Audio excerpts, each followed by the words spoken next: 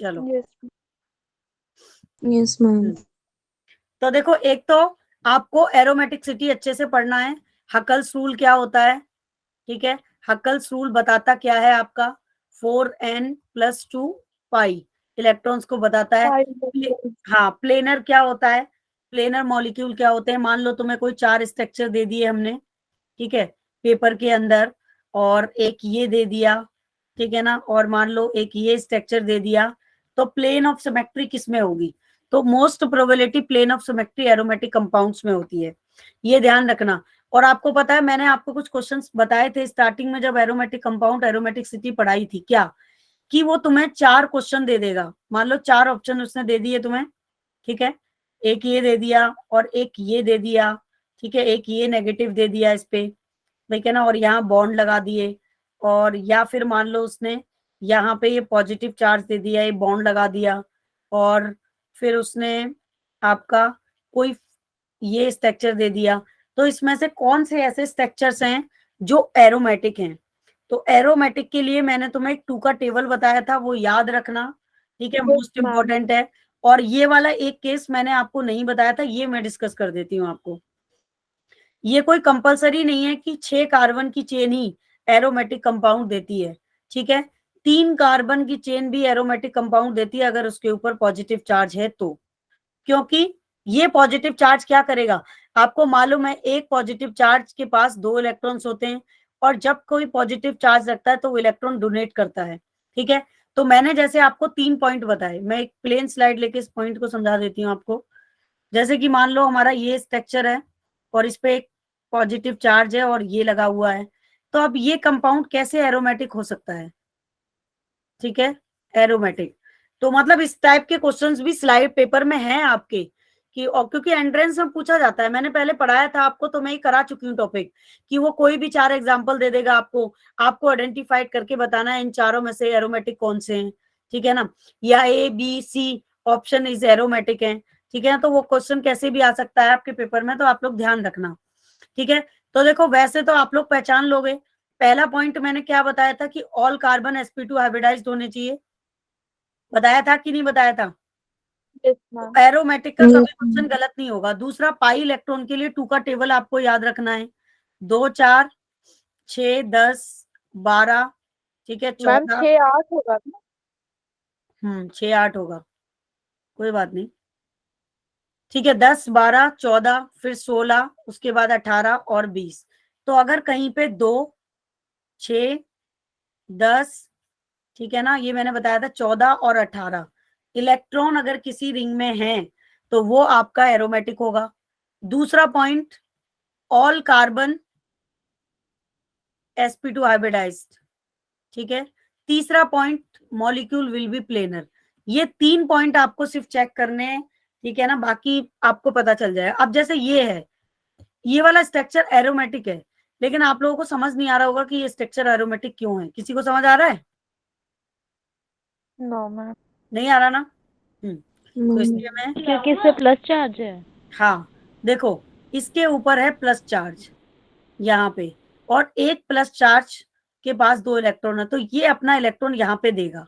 जब ये अपना इलेक्ट्रॉन यहाँ पे देगा तो अकॉर्डिंग टू रेजोनेंस स्टेबलाइज्ड होगा यहाँ, यानी कि ये वाला जो बॉन्ड है, ये इलेक्ट्रॉन यहाँ शिफ्ट करेगा तो ये बॉन्ड यहाँ शिफ्ट होगा, है ना, और ये वाला जो बॉन्ड है आपका, ये बॉन्ड यहाँ आ जाएगा आपका, ठीक है। जब ये इलेक्ट्रॉन को यहाँ शिफ्ट करेगा तो यहाँ नेगेटिव और यहाँ पॉजिटिव चार्ज आएगा, ठीक है, तो ये बॉन्ड यहाँ बनेगा, यहाँ पे, ठीक है। फिर जब ये बॉन्ड यहाँ बनेगा तो ये इलेक्ट्रॉन यहाँ पे शिफ्ट होगा। तो मतलब जो इसका फाइनल स्ट्रक्चर बनेगा, ठीक है, वो किस तरीके से बनेगा, इस तरीके से बनेगा। तो मतलब कहने का ये है कि जब इस रिंग के अंदर ये वाला बॉन्ड और ये वाला पॉजिटिव इलेक्ट्रॉन रिंग में डीलोकेलाइज्ड होगा तो अल्टरनेट डबल बॉन्ड हो जाएगा, ठीक है, कॉन्जुगेटेड सिस्टम हो जाएगा। और जब कॉन्जुगेटेड सिस्टम होगा तो रिंग में क्या हो रहा है, डीलोकेलाइज होगा। जब ये इलेक्ट्रॉन यहाँ आएगा तो इसके पास डबल बॉन्ड हो जाएगा, और जब इस कार्बन के पास डबल बॉन्ड होगा तो हाइब्रिडाइजेशन sp2 होगा इसका। फिर सेम इस कार्बन के पास भी हाइब्रिडाइजेशन sp2, और सेम इसके पास भी हाइब्रिडाइजेशन क्या होगा, sp2।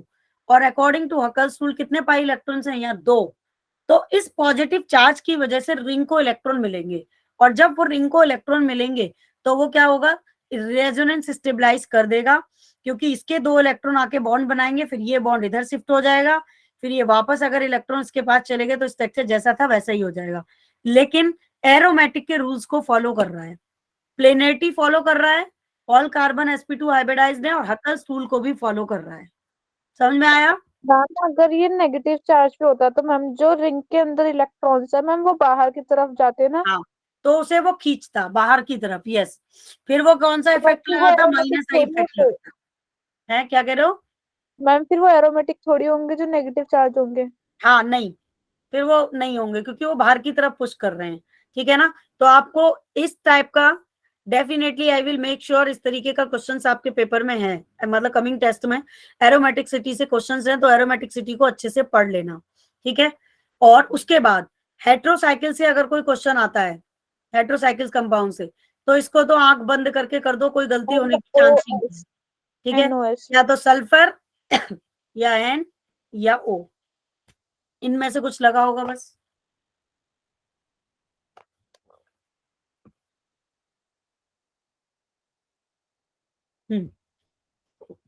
ठीक है, तो मतलब एरोमेटिक सिटीज को पढ़ लेना अच्छे से। फिर देखो कि the compound are classified, aromatic compounds मैंने बता दिया, एंटी एरोमेटिक और नॉन एरोमेटिक में क्या अंतर है ये भी मैं पढ़ा चुकी हूँ। एंटी एरोमेटिक क्या होते हैं? ठीक है, जो एरोमेटिक नहीं होते, जस्ट अपोजिट होते हैं एंटी का मतलब, ठीक है। तो मतलब एंटी में 3 पॉइंट लगेंगे, जैसे एरोमेटिक सिटी में ये 3 पॉइंट है, cyclic compound which proceeds delocalization electron और पाई इलेक्ट्रॉन, मैंने थोड़ा अपने स्टाइल में बना दिया है, ठीक है। प्लेनर ज्योमेट्री, ठीक है, रिजल्टिंग स्टेबलाइज, ठीक है ना। अब जो आपके एरोमेटिक की कंडीशंस हैं, sp2 हाइब्रिडाइज्ड होंगे, तो ये तो आप लोग पढ़ लेना, हकल्स रूल फॉलो करेगा, कॉन्जुगेटेड सिस्टम होना चाहिए। कंजुगेटिव सिस्टम में पढ़ा चुकी हूँ आपको, सिंगल डबल होना चाहिए कि नहीं होना चाहिए, यस मैम। है ना। एक्चुअल में ये जो हमारी शीट्स बनती है ना, ये सब ये हमारा बैकएंड बनाता है, ठीक है। तो it help us the determined aromatic city, Huckel's rule aromatic city को डिटरमाइन करता है। दूसरी इंपॉर्टेंट बात ये कि आपको ये पता ही है 4n+2 पाई बताता क्या है आपको, ठीक है ना। तो ये वाला पूरा एरोमेटिक सिटी हो गया। फिर आपका कि एरोमेटिक कंपाउंड्स क्या होते हैं, इट मस्ट बी साइक्लिक या ring compound, generally all the atom of the cyclic ring should be sp2 hybridized, hybridization as sp2 hybridized planar geometry all the carbon atom ring line to the same plane, ठीक है। ये तब मैं बता ही चुकी हूँ आपको।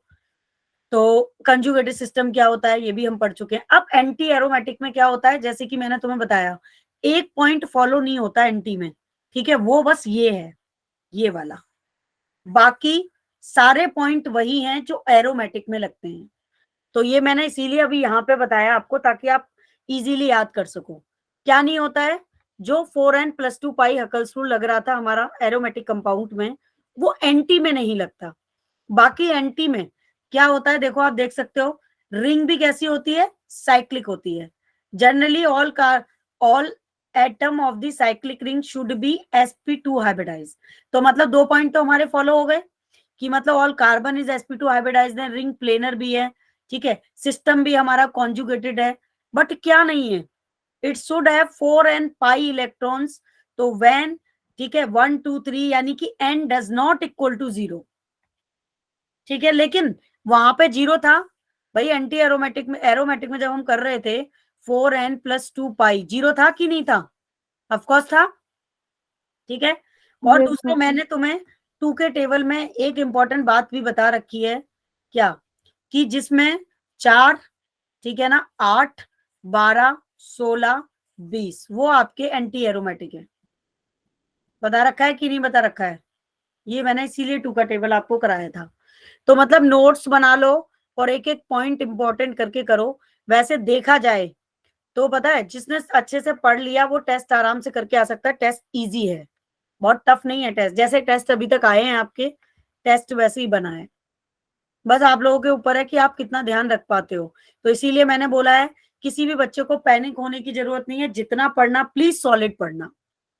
अब देखो, cyclobutadiene as an anti aromatic compound, ठीक है, एंटी एरोमेटिक कंपाउंड है, ऑफ कोर्स है, क्योंकि देखो उसने रीजन दिया है, it is the cyclic, it is planar as the all aromatic sp2 hybridise लेकिन इसमें क्या बदल गया, इसमें इलेक्ट्रॉन्स बदल गए।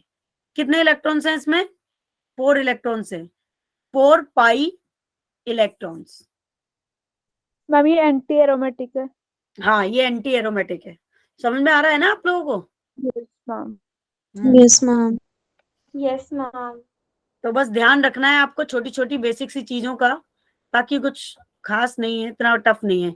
अब नॉन एरोमेटिक क्या होते हैं? नॉन एरोमेटिक बिल्कुल थोड़ा सा अलग ही होते हैं कि कंपाउंड विच आर, ठीक है, नाइदर एरोमेटिक नॉर, ठीक है, anti aromatic are consider as non aromatic compounds if any structure does not follow even a single rule of the either aromatic and non aromatic. कोई rule उसका क्या नहीं करते, follow नहीं करते, and then it is the consider non aromatic compound, जो मतलब बिल्कुल अपोजिट है, मतलब कोई भी रूल एरोमेटिक का फॉलो नहीं करेंगे वो नॉन एरोमेटिक होंगे। समझ गए ना? जैसे कि हम कहते नहीं है नॉर्मली कि ये बिल्कुल मेरे एंटी है, अपोजिट है, यानी कि जो मैं करूंगी वो ये नहीं करेगा, ठीक है, वो आपके कैसे होते हैं, नॉन एरोमेटिक होते हैं।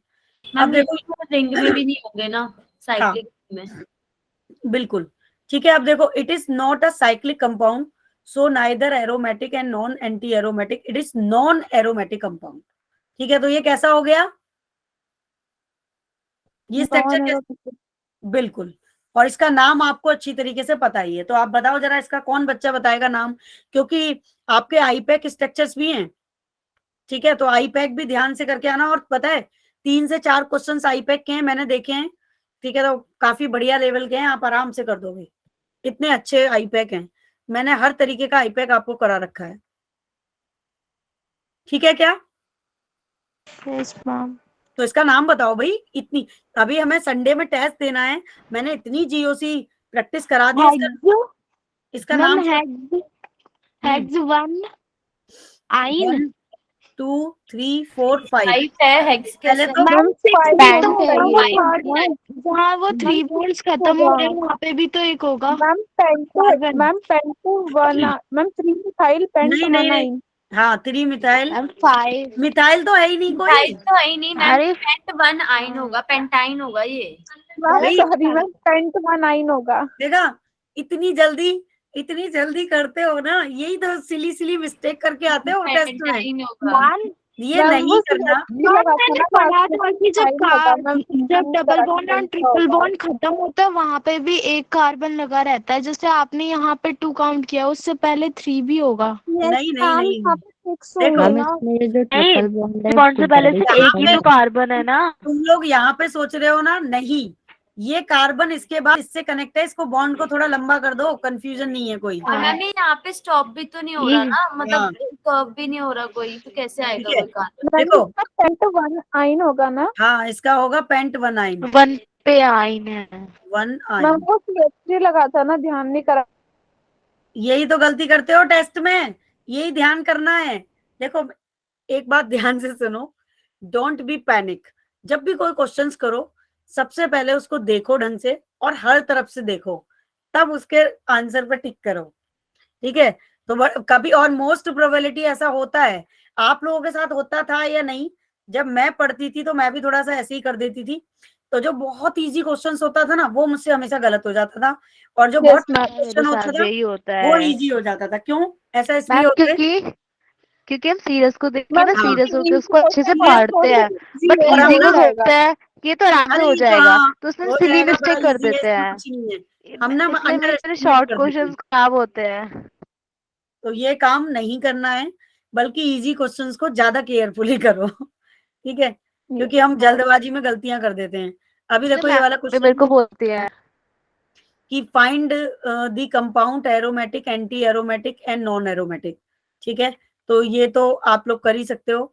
अब इसने फाइंड करने के लिए कुछ स्ट्रक्चर तो दिया नहीं है, इसने किया क्या है यहाँ पे, अच्छा वैसे करके पूछ रहा है ये कि साइक्लोप्रोपा, अच्छा वो दिया है ना इसने, हाँ साइक्लोप्रोपीन दिया है। हम ये अब पहले, एरोमेटिक। हाँ अब मैम देखो, एरोमेटिक होगा। सबसे पहले तुम्हारे दिमाग में एक चीज आ जानी चाहिए कि साइक्लोप्रोपीन का स्ट्रक्चर क्या है। तो स्ट्रक्चर क्या है साइक्लोप्रोपीन का, ये पहले स्ट्रक्चर को देखो, क्वेश्चन को पढ़ो और स्ट्रक्चर बनाना सीखो। साइक्लोप्रोपीन का स्ट्रक्चर ये है, तो कहाँ से एरोमेटिक हो गया? Ma'am sorry. नहीं कोई बात नहीं, गलतियां भी करना जरूरी है, मैं उस वे में नहीं कह रही हूँ मैं तो सिर्फ समझा रही हूँ आपको कि जब भी कोई ऐसा क्वेश्चन आए तो पहले स्ट्रक्चर बना के देखो कि स्ट्रक्चर क्या है, ठीक है ना। ये हो गया। फिर इसके बाद ये दूसरा स्ट्रक्चर, अब देखो यहाँ उसने रीजन भी दे दिया है कि इन साइक्लोप्रोपीन नो कॉन्जुगेटेड सिस्टम, तो वो तो है ही, कॉन्जुगेटेड तो है ही नहीं भाई। एरोमेटिक के लिए कॉन्जुगेटेड सिस्टम चाहिए हमें, alternate double bond can occurs and one of the it ring atom is sp3 hybridized, so it does ma'am ये not। वैसे साइकिल तो मैम रिंग में तो है, तो मैम रिंग वाला तो रूल फॉलो कर रहा है, तो मैम ये एंटी एरोमेटिक होना चाहिए ना। तो देखो अभी तो, लेकिन उसने उसने क्वेश्चन में पूछा क्या है कि find out the compound aromatic anti ma'am aromatic. ये एंटी नहीं होगा क्योंकि इसमें जो कॉन्जुगेशन भी नहीं है, कॉन्जुगेटेड हाँ। सिस्टम है, sp3 hybridize. So is it a non aromatic? Non aromatic है ये, बिल्कुल सही बोला। जैसे अलीशा ने बोला, किसने बोला था? अलीशा आपने बोला था ना क्या चीज मैम? अभी, ये एक्सप्लेन किसने किया था कि नॉन मैंने एरोमेटिक? करा था। हाँ वही मैं तुम्हारा यही बोल रही हूँ, मैं नॉन एरोमेटिक ही है। तो मतलब एक बार तुम प्लीज इसकी प्रैक्टिस कर लेना, इसमें कंफ्यूज हो रहे हो, घर जाके इन स्लाइड को जरा दिमाग से पढ़ना सोचना, ठीक है। ये नॉन एरोमेटिक होगा, ठीक है ना। अभी देखो अगला क्वेश्चन, साइक्लोप्रोपाइलीन कैटाइन, साइक्लोप्रोपीन आइन कैटाइन दे रहा है स्ट्रक्चर, बना पाओगे इसका स्ट्रक्चर?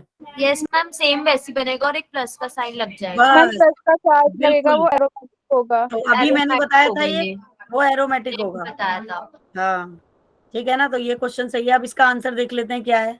ये क्या कह रहा है कि it is cyclic, all carbon is sp2 hybridise, so it is the planar, the positive charge of carbocation, positive charge carbocation stabilise करेगा, is contained in a p orbital of a sp2 hybridise carbon, तो this allow for the overlap with double bond. ठीक है, इसने पूरा ही reason लिख दिया है, पूरा तगड़े तरीके से लिखा है रीजन, ये तो आप ही पढ़ लेना भाई, इतना बड़ा रीजन, मुझे तो ऐसे पढ़ने में मजा नहीं आता ऑर्गेनिक केमिस्ट्री में। ठीक है, तो एरोमेटिक कंपाउंड होगा, तो वो मैं बता ही चुकी हूँ ऑलरेडी आपको पहले ही। अभी देखो ये वाला एनाइन आ गया। मैम ये एंटी एरोमेटिक होगा। स्ट्रक्चर का आपने वो आयन बिल्कुल, वाला था, तो वह वो ये सेम आपका एंटी एरोमेटिक होगा। हाँ मैम। क्या कह रहे हो बेटा? मैम वो जो स्ट्रक्चर आपने अभी पूछा था, उस वैसा सेम स्ट्रक्चर ना मेरे सर ने भी करा रखा है, उन्होंने तो उसे हेग्स लिखवाया था। हेग्स लिखवाया था? यस कौन मैम, सा हेग्स स्ट्रक्चर भाई? बनाया। Yes ma'am. हेग्स कौन सा स्ट्रक्चर, कौन सा स्ट्रक्चर की बात कर रहे हो? मैम जो वो आपने पूछा था ना, जिसके अंदर स्टार्टिंग में ट्रिपल बॉन्ड था, फिर उसके बाद वो जिसको आपने पैंट वाला बनाया। कह इसको हमने पैंट कंसीडर कर दिया था, बनाई ने यस आयन मैम। वाला। अच्छा इसे तुम्हारे सर ने हेग्स लिखवाया है? यस मैम, उन्होंने 1 2 3 करके काउंट करवाया, और नहीं मैंने नहीं नहीं गूगल पे भी सर्च किया, उस पे भी इस स्ट्रक्चर का हेग्स बता रहा है। ना, हैग्स है ही नहीं है, या तो तुम ढंग से टाइप नहीं कर पा रहे हो, गूगल पे भी ना कई तरीके से चीजों को देता है वो, तो या आप रिप्रेजेंट नहीं कर पा रहे थे। हैग्स किसी एंगल से है ही नहीं, देखो मैम खुद। पता है फिर कैसे होगा? यहाँ पे जो लाइन लाइन दी हुई है ना, मतलब ये हाफ लाइन दी हुई है, तो यहाँ से थोड़ा सा बेंड होगा जिसकी वजह से यहाँ पे एक कार्बन काउंट हो रहा होगा नहीं शायद। लेकिन अगर वो काउंट कर मैम रहे ये हैं, तो एक ही बॉन्ड है ना अगर पूरा, एक ही 2 बॉन्ड और है ना 1 के पूरा, बीच में। तो अगर वो काउंट कर रहे हैं तो गलत मैम काम कर रहे बीच हैं। में भाई सीधे आप हो रही देखो है ना, ना बॉन्ड पे। बॉन्ड यहाँ से CH है, उसके बाद ये सीधा बॉन्ड गया, फिर यहाँ से बेंड हुआ है, तो इसका मतलब दूसरा कार्बन उसका सेकंड यहाँ है, मैम और तीसरा कार्बन यहाँ है, चौथा कार्बन यहाँ है, और पांचवा कार्बन ये है। उन्होंने फिर क्या गलती कर दिया मैं बताती हूँ, कुछ लोग गलती कर देते हैं, गूगल भी हर चीज सही नहीं देता है, विकिपीडिया में बहुत सारी चीजें गलत होती हैं। देखो उन्होंने क्या कर दिया हर है, बार पैंट अलग आंसर देते हैं। उन्होंने ना इस तरीके से कर दिया है इसको, उन्होंने ये वाला कार्बन अलग काउंट कर लिया और ये कार्बन अलग काउंट कर लिया है, ऐसे किया होगा उन्होंने, लेकिन ये कार्बन इसके साथ लगा हुआ है, ये देखो आप, और जब ये इसके साथ लगा हुआ है तो CH3 है, क्योंकि वो दोनों तरफ CH और CH3 को लिख के दिखा रहा है, या तो ये पूरा ही स्ट्रक्चर बॉन्ड लाइन होता फिर ME लगा होता, ऐसे देखो, मगर यहाँ पे वो ये ना करके इस पूरे स्ट्रक्चर को ऐसे बनाता, ठीक है, ऐसे करके ऐसे ऐसे ऐसे बनाता और फिर यहाँ पे CH3 लगाता सिर्फ, तब आप इसे कंसीडर करते, ठीक है। लेकिन वो इधर CH लिख रहा है, तो उसका मतलब ये है कि ये बॉन्ड ये वाला जो बॉन्ड है जहां खत्म हो रहा है ये CH इसके साथ ही है। बॉन्ड लाइन स्ट्रक्चर को समझ में आने के लिए ना, और अगर कभी यहाँ इस तरीके से लिखा है ट्रिपल बॉन्ड, ऐसा एक क्वेश्चन मैंने दिया था तुम्हें DPP में। मैम अलग था। हाँ, तो मैम वो बॉन्ड उसका अलग मतलब था। ये है कि ये सिर्फ 2 C है यहाँ पे, इसका नाम होगा इथाइन। बॉन्ड लाइन स्ट्रक्चर्स इस तरीके के होते हैं, उनको पहचानना चाहिए ढंग से, वरना गलती भी कई बार गलत हो जाता है क्वेश्चन। और बेसिकली जो एंट्रेंस में आते हैं ना, ज्यादातर बॉन्ड लाइन ही आएंगे। सिंपल स्ट्रक्चर बहुत ही कम देते हैं, अगर सिंपल देंगे तो इतना कॉम्प्लिकेट दे देंगे कि वो वैसे ही बच्चा गलत कर दे। तो इसलिए हर चीज को ध्यान से केयरफुली पढ़ना है, ठीक है। तो ये तो इस तरीके के क्वेश्चंस हो गए। अब देखो जैसे मैम यहाँ पे दिया, हाँ बेटा बोलो। मैम जो आपने अभी पीछे स्लाइड की थी मैम, उसमें साइक्लोप्रोपिनाइल डाइकेटायन था मैम, वो उसका आप एक बार बता दीजिए, वो एरोमेटिक होगा या फिर नहीं? डाई कैटायन है ना यहाँ पे, साइक्लोब्यूटाडाई इनाइन डाई कैटाइन। अच्छा ये केस अलग हो गया थोड़ा सा, यहाँ ब्यूटाडाइन है, इसका मतलब ये हो गया ब्यूटाडाइन कब लगता है, जब एक बॉन्ड में 2 से ज्यादा डबल बॉन्ड आ जाएं, 2-3 डबल बॉन्ड जब आ जाते हैं ना, और फिर 2 पॉजिटिव चार्ज हैं इस पे, तो एरोमेटिक ये नहीं होगा, ठीक है। रीजन यहाँ देखो लिखा हुआ है, इट इज अ साइक्लिक, तो 2 pi electrons and n equal to 0 and then electron hybridization is sp2। Ma'am ये ठीक है, एरोमेटिक होगा ना? Cyclobutadiene cation is an aromatic compound. एक मिनट रुको ना, 4n + 2 पाई, अच्छा ब्यूटाडाइन है ना, ब्यूटाडाइन। मैम इसका स्ट्रक्चर कैसे बनेगा? इस तरीके का, लेकिन ये केस अलग है बेटा, इस वाले इस तरीके के केस हमने कराए तो है नहीं तुम्हें, तो फिर कैसे बनाए। एक्चुअल में क्या है ना, ब्यूटा कहाँ पे लगता है मालूम है आपको, जब हमारे 2 से 3-4 बार डबल बॉन्ड आ जाए किसी भी रिंग के अंदर, तो रूट नेम में से हम ई को ड्रॉप कर देते हैं, ठीक है ना, और एक्स्ट्रा मतलब एन को हटा के रूट नेम में एक्स्ट्रा ए लगा देते हैं, ठीक है। जैसे कि कोई ये है, देखो जैसे सिंपल स्ट्रक्चर समझो पहले, ये है जैसे, ठीक है। अगर मैंने इसको ऐसे बना दिया, तो मैं इसे बनाऊंगी 1 2 3 4 5 6 एंड 7। इस वाले केस को छोड़ दो, ठीक है, ऐसा कोई क्वेश्चन दिया नहीं है हमने टेस्ट में, क्योंकि इसके रूल अलग हैं, इस तरीके का पढ़ाया भी नहीं है अभी हमें आपने, ठीक है। यस मैंने मैम। नहीं पढ़ाया ना ब्यूटाडाइन वाला, कोई भी टॉपिक नहीं पढ़ाया ना आपको। No ma'am. No ma'am. क्योंकि ये स्लाइड ना एंट्रेंस की बनी हुई है, तो जब हमारी टीम स्लाइड बनाती है तो वो पूरा एंट्रेंस लेवल की डिजाइन करती है, लेकिन हमने अभी इतने लेवल का GOC तुम्हें पढ़ाया नहीं है ना, तो इस तरीके का कोई क्वेश्चन टेस्ट में है भी नहीं। लेकिन मैं थोड़ा सा हिंट दे देती हूँ आपको कि बनता कैसे है। देखो ये डबल बॉन्ड लग गया अब आपका, तो रूट नेम अब आप लिखोगे इसका हेक्स, ठीक है, और डबल बॉन्ड 3 बार आ रहा है, तो आप रूट नेम में एक्स्ट्रा ए लगा दोगे, तो ये बन जाएगा हेक्सा। मैम नहीं, हेप्ट होगा ना? हेक्सा बन जाएगा, हेप्ट नहीं होगा, हेक्सा। अच्छा 7 है तो हेप्टा हो जाएगा। बिल्कुल मैम। उसके बाद ये पोजीशन है तुम्हारी 2 1 एंड 3 एंड 5, तो 1 3 5 ट्राईइन, इस तरीके से बनते हैं। और फिर ये है साइक्लिक रिंग, ये साइक्लिक के अंदर है, ठीक है, तो आपका 4 साइक्लिक रिंग है ये इस तरीके से, ठीक है ना। तो ये इसके अंदर है, 2 पॉजिटिव चार्ज हैं और 2 तरफ इसका डबल बॉन्ड है आपका, ठीक है, तो ये एरोमेटिक होगा आपका, ठीक है ना, डाई कैटाइन। लेकिन इसका केस अलग है, कंडीशन अलग है, इसको पहले आपको पढ़ना पड़ेगा, ये इस तरीके से समझ नहीं आएगा आपको डायरेक्ट, ठीक है ना, क्योंकि 4 कार्बन है, देखो साइक्लोब्यूटाडाइन, और आप डबल बॉन्ड किसी भी पोजीशन पे लगा सकते हो, क्योंकि उसने कोई नंबर मेंशन नहीं किया है, समझ रहे हो ना मेरी बात। बट जब मैम हम Yes, इसमें प्लस को लेकर आएंगे डबल बॉन्ड में, फिर तो चारों 4 डबल बॉन्ड हो जाएंगे। हाँ, इसीलिए तो इसका केस थोड़ा सा अलग है ना, इस तरीके का क्वेश्चन आपको नहीं पढ़ना है अभी, मैंने पढ़ाया नहीं है ये वाले रूल्स, तो इसको छोड़ दो क्वेश्चंस को, आप इसको करना भी मत स्लाइड में, और ऐसा कोई क्वेश्चन हमने टेस्ट में दिया भी नहीं है। बहुत सारे रूल्स है ना अभी GOC के, पता नहीं कितने सारे रूल्स हैं अभी जो हमने आपको नहीं पढ़ाए हैं, क्योंकि टाइमिंग की कमी की वजह से। एक और रूल है मैं बताती हूँ, देखो आपको, जैसे मान लो कोई स्ट्रक्चर दिया है ये NC, ठीक है, और यहाँ CH2 है, यहाँ CH2 है, यहाँ CH2 है, लेकिन ये बता दे रही हूँ मैं आपको। और फिर यहाँ पे एक बॉन्ड पे यहाँ पे लगा हुआ है CHO और यहाँ लगा हुआ है CHO, ठीक है। तो ये एक स्पेशल केस है आइसोमर्स का। इसमें नंबरिंग यहाँ से होगी 1 2 3 4 एंड 5, तो ये बनेगा 3 फॉर्माइल। और आपको अभी तक ये बात नहीं पता है कि इस केस में 3 फॉर्माइल के बाद ये आएगा 5 ऑक्सो। और आपको नहीं मैम पता है, फॉर्मल और ऑक्सो मैम, मैम ये हाँ तो एल्डिहाइड है, तो कीटोन का आपको मैंने बताया था। मैम तो कीटोन का क्यों लगा रहे हैं? हाँ अरे भाई मुझे बोलने तो दो, ये क्वेश्चन करना ही नहीं है आपको तो, लेकिन मैं समझा रही हूँ तो मुझे पहले कंप्लीट तो करने दो अपनी बात। ये आपको हमने पढ़ाया कि कीटो में लगता है ऑक्सो, है ना, बताया था ना, या कीटो Yes. लगता है। लेकिन स्पेशल केस में, ठीक है, जब हमारा ग्रुप का कार्बन काउंट नहीं होता है तो फॉर्माइल लगता है, और जब ये एज ए प्रीफिक्स काम करता है एल्डिहाइड, तब इसको भी ऑक्सो लिखते हैं। तो मैंने बताया ना आपको कि बहुत सारे टॉपिक अभी भी ऐसे हैं GOC के जो हमने नहीं पढ़े हैं।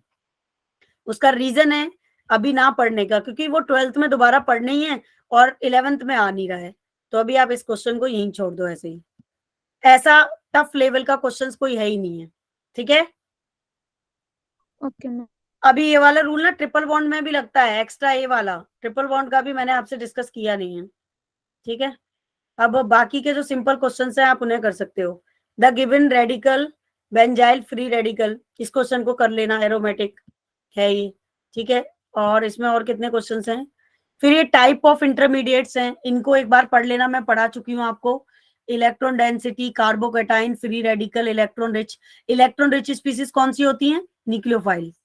कार्बन एनाइन कौन से होते हैं, ये भी न्यूक्लियोफाइल होते हैं। फ्री रेडिकल क्या होते हैं, जो अपना इलेक्ट्रॉन लेके सेपरेट हो जाते हैं। कार्बोकैटाइन, ठीक है, ये मैं पढ़ा चुकी हूँ। इलेक्ट्रॉन डेफिशिएंसी किसमें होती है, इलेक्ट्रोफाइल में होती है, ठीक है। तो ये कुछ इंपॉर्टेंट टॉपिक्स हैं, इनको पढ़ लेना। और एक और बात बता रही हूँ आपको, इन टॉपिक से रिलेटेड क्वेश्चंस हैं आपकी स्लाइड में। कार्बोकैटाइन की फ्री रेडिकल, न्यूक्लियोफाइल की कौन सा रिच है कौन सा वीक है। और मैंने पिछली बार जो आपको रिवीजन क्लास कराई है ना अभी संडे में GOC की दोपहर में, याद है कुछ आपको? वो वाले क्वेश्चन बहुत इंपॉर्टेंट हैं आपके लिए। उनको उस स्लाइड के एक एक क्वेश्चंस को ध्यान से पढ़ना और समझना, बहुत हेल्पफुल है आपके कमिंग टेस्ट के लिए, ठीक है। तो वो कर लेना जाके आप लोग। उसके बाद नाइट्रीन नहीं पढ़ना है, नाइट्रीन का कोई क्वेश्चन हमने नहीं दिया है, नाइट्रीन हमने पढ़ाया ही नहीं है, लेकिन पढ़ना है हमें नाइट्रीन। उसके बाद शायद इसमें एक टॉपिक है कार्बीन, ये टॉपिक भी हमने आपको नहीं पढ़ाया है, तो ये आप पढ़ेंगे नहीं टेस्ट के लिए। कार्बीन नाइट्रीन मैंने छोड़ दिया है और टेस्ट में आएगा भी नहीं, ठीक है। उसके बाद कार्बोकैटाइन तो पढ़ना ही है, तो मैं पढ़ाई चुकी हूँ। Free radical also, carbon A9 also पढ़ना ही है आपको। Factor affecting stability of intermediate resonance, ठीक है। रेजोनेंस की फैक्टर अफेक्टिंग अभी हमने नहीं बताई है, ठीक है, लेकिन एक बार चाहो तो देख लेना। ये मत पढ़ना, ये बिल्कुल मत पढ़ना, ये रूल अभी पढ़ाया ही नहीं है हमने आपको। उसके बाद ये वाला स्ट्रक्चर्स नहीं आएगा आपको समझ में अभी, ठीक है। ये तुम्हें लग रहा होगा ये क्या है, मालूम है ये क्या है, हेक्सेन है ये इसको बोलते हैं stereo chemistry. Bridge head, cyclo, alkane, ये मैंने पढ़ाया नहीं है अभी आपको। बाई साइक्लो, लेकिन शायद मैंने नाम लिया था आपकी क्लास में, लिया था कि नहीं लिया था? बाईसाइक्लो स्पाइरो का नाम है, ठीक है। और बाकी फिर ये कार्बोकैटाइन के क्वेश्चंस हैं, स्टेबिलिटी के, कहाँ इंडक्टिव इफेक्ट लग रहा है, कहाँ पॉजिटिव इफेक्ट लग रहा है, इन क्वेश्चंस को एक बार आप कर लेना। और जहां मैंने कट कर दिया है स्लाइड्स में वो आपको नहीं पढ़ना है। ये देखो होमोलिटिक फिशन का क्वेश्चन है, ठीक है, इसको कर लेना। इस टाइप्स के क्वेश्चंस आपके पेपर में हैं। स्टेबिलिटी फैक्टर्स के काफी क्वेश्चंस हैं। और एक और इम्पोर्टेंट बात, जो ऑर्डर कराया है ना -i +r और आपका -r, ये सबके ऑर्डर अच्छे से कर लेना, ठीक है। तो आज क्या इस टॉपिक से भी ये समझ लो 1-2 क्वेश्चन तो आपके पेपर में इस टाइप के मिल ही जाएंगे जो मैंने आज डिस्कशन किया है। और एक वो जो मैंने GOC का पूरा डिस्कस किया था आफ्टरनून में क्लास, उस लेक्चर को ध्यान से देख लेना, वो भी इम्पोर्टेंट है आपके लिए। तो मतलब इसी टाइप के क्वेश्चंस हैं। तो आप एक बात बताओ, टफ क्वेश्चंस हैं क्या? नहीं मैम यहाँ तो टफ नहीं लगते मैम, पेपर देने बैठते हैं तो टफ लगते हैं। वो मैं एग्री करती हूँ। वो एक्चुअल में क्या होता है ना बेटा भावना, जब हम पेपर देते हैं ना, मैम साक्षी साक्षी, हाँ, साक्षी है। एक तो